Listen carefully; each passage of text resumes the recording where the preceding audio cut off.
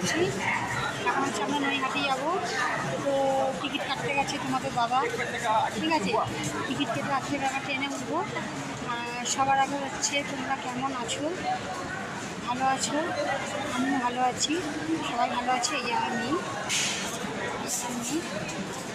আমার মা আর আমার বর আসছে, টিকিট কাটতে গেছে।